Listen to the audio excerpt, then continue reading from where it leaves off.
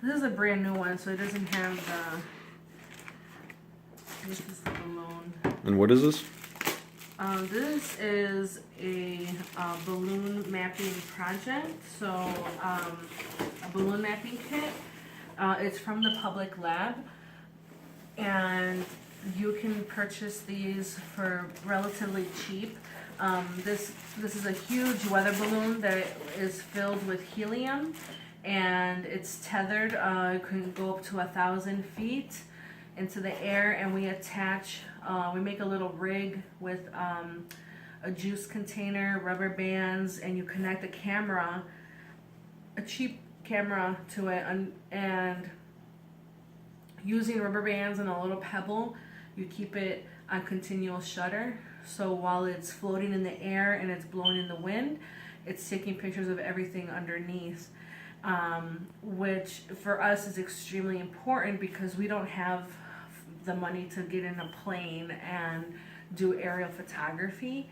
And these kind of projects are important because communities can do this on their own and understand like what is just over that fence or what is happening, you know, whether it's a polluter, a natural disaster, or maybe it's something happy that they want to, you know, document, like a big festival or something like that. It doesn't have to be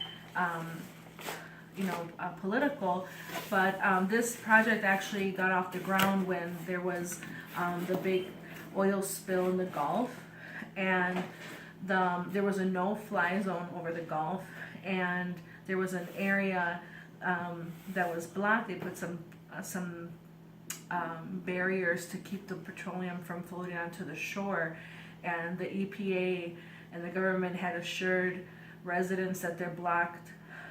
They had blocked the oil, but a group of activists created the first prototype of this rig, of this balloon mapping kit to send up into the air, and they actually found that there was a break in the barrier and petroleum was actually getting to the shore.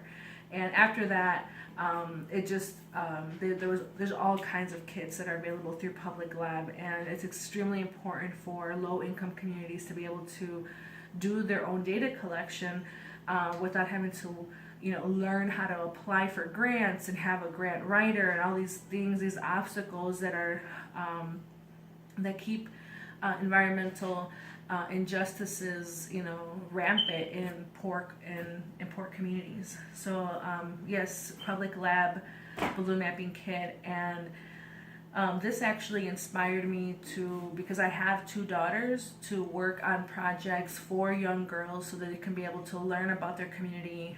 We started a program called the Rebel Bells for girls from 7 to 17. Similar to the Girl Scouts, you know, there's patches. One of the patches is an Eco Warrior patch.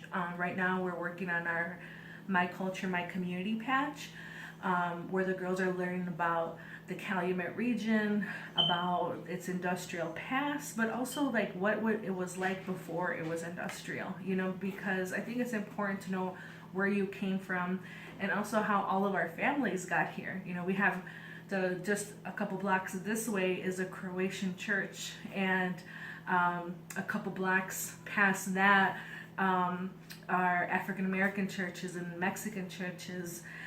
My neighbors are Polish and Serbian and Croatian and Italian and Irish, and almost every ethnic group that's in this community came to work in this industry, in the industry of steel, which was huge here for a very long time.